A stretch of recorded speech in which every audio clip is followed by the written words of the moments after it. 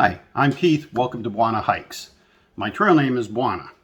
I originally had not intended on doing an introduction video, but when I uploaded my gear video and I uploaded what's in my food bag video, I noticed I had 3 views almost immediately. So I realized that other people had found my channel, so I decided, hey, maybe I better do an introduction video and let people know who I am and what I'm doing and why I'm doing it.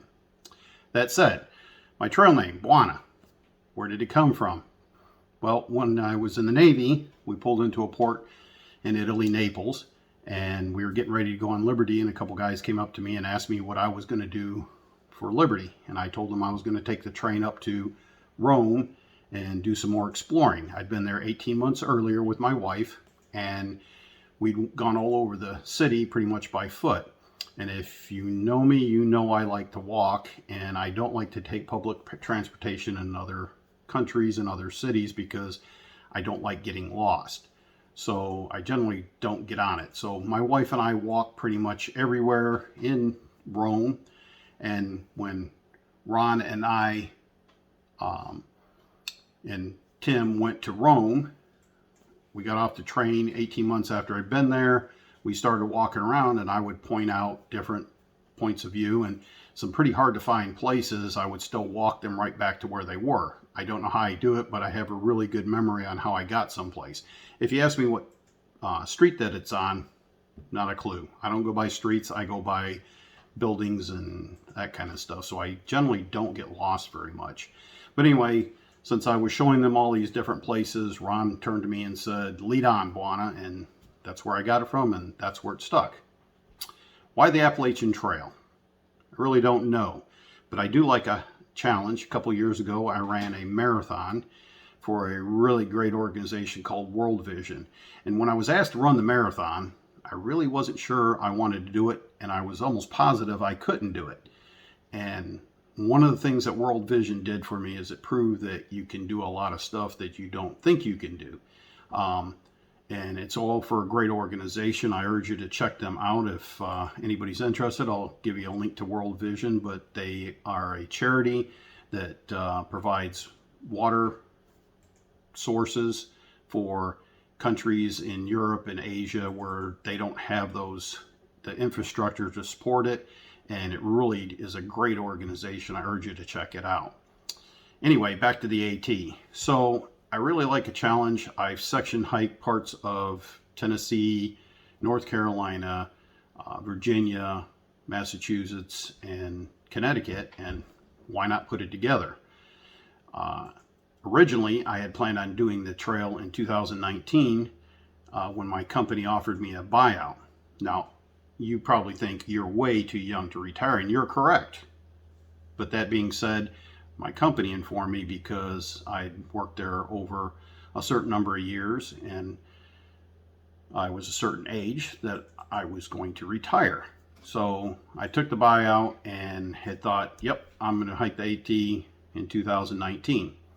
We went to sell our house. We ended up having a roof leak right in the middle of when they were doing showings from a storm that had come up, and it took several months to get everything fixed and get the house sold, and so we didn't sell the house until the end of 2019, or until the end of July in 2019, and that's way too late to even start a southbound trip. So I said, well, I'll just put that off until 2020.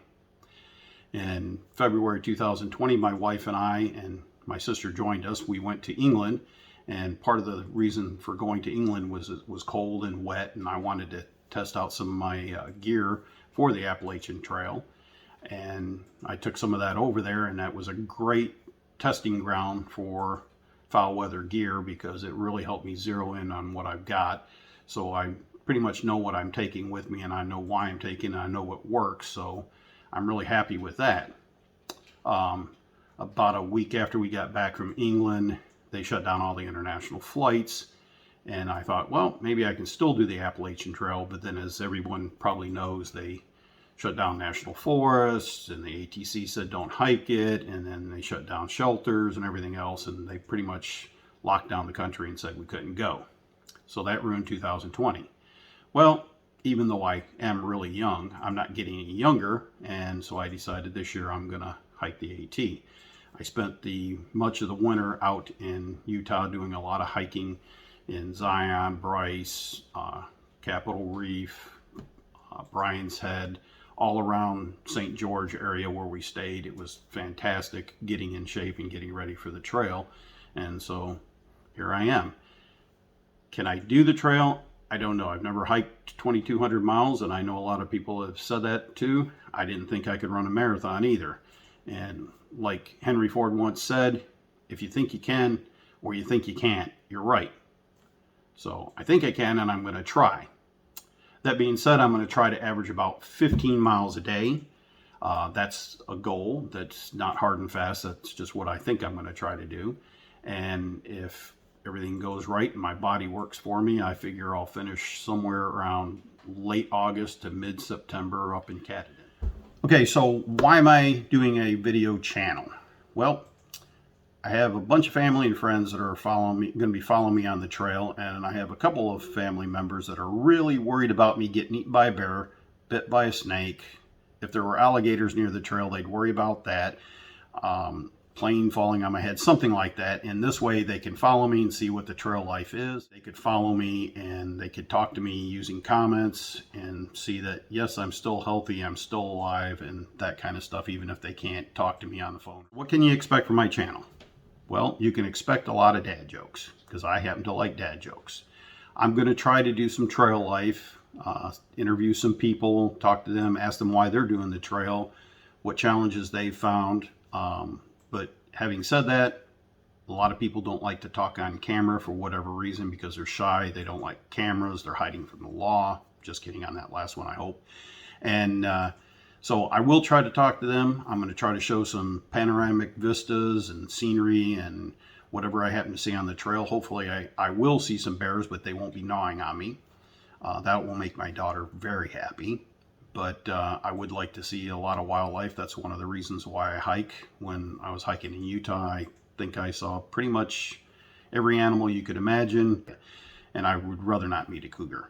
But having said all that, that's what I'm going to do. The videos are going to be about 15 minutes, maybe a little bit shorter, maybe a little bit longer, but it's all going to be determined on whether I can get them uploaded or not. The quality of videos will also be determined on whether I can get them uploaded or not. While I have a great phone, I'm using a Samsung S20 and it has 5G service. You don't always get 5G service out there in the field, and if that happens, I may have to upload at a lower quality just to be able to get the video up there. Like I said, I spent some time out in Utah, and I did some videography out there and did some photography and got a lot of tips and hints, and they've really helped my videoing skills, so hopefully that will come into play a little bit better.